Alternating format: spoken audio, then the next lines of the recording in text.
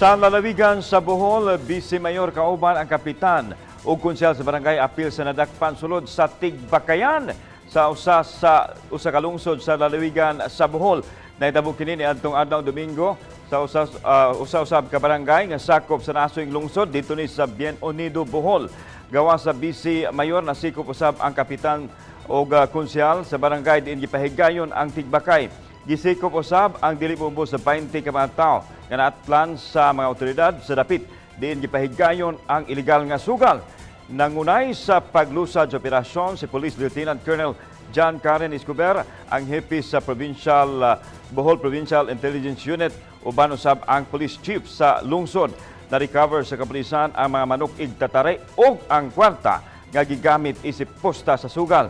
Una nakadawat og kasayuran ang mga pulis sa illegal gambling activities sa dapit. Gihikay na ang kaso patok sa mga dinakpan. Wa pakakuha og mensahe o habig ang mga dinakpan.